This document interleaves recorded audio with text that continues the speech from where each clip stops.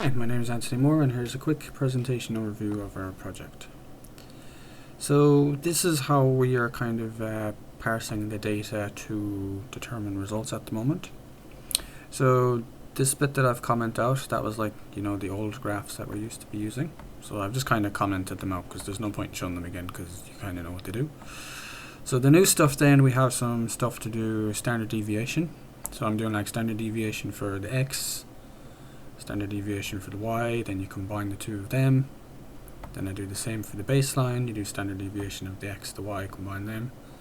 And then I'm doing like a percentage variance, so I'm taking the standard deviation of the input test, the one for the baseline, and then basically turning that into a percentage. And if the difference is greater than 5%, well, it's going to be plus or minus because I'm taking the absolute value, so it's like plus 5%. That'll be a pass, that'll be a fail. So basic enough, but it's enough to kind of get us moving. Then I have the scikit-learn stuff for doing the AI testing. So we're just doing the same thing, we're taking in the AI data. I'm kind of plotting a 4D graph just for kind of messing around 3D graphs and some other stuff. So I'll just run that now and let you see what it looks like.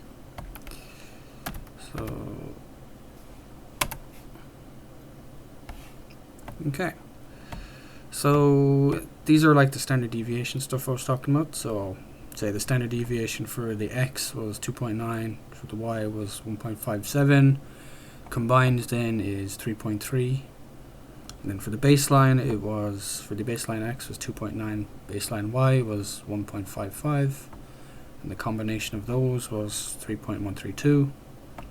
So the percentage difference was like 0.36%, so it was actually less than 1%, so that was a pass.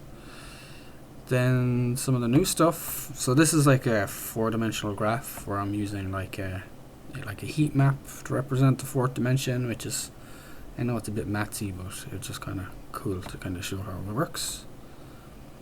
This is the same thing, but just using 3 dimensions. Then I use the K clusters, so I made 5 clusters, the idea being, so you have one for the middle, one for the left, one for the right, one for the top, and one for the bottom, the same way the dot was moving around the screen. Now it worked, but illustration purposes in 3 dimensions didn't look very good, so I broke it into a 2D graph. So this is like the left eye, this is the right eye, and I have the K clusters kind of mapped out.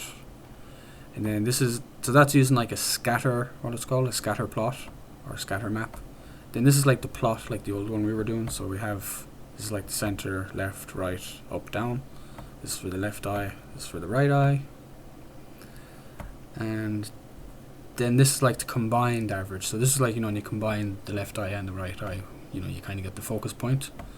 So that's the K clusters for the average of both eyes, and then that's the plot. So we have a little bit of artificial intelligence going. I'm going to start looking into doing regression and some sort of pattern analysis and see if we can take it from there. So thanks for watching.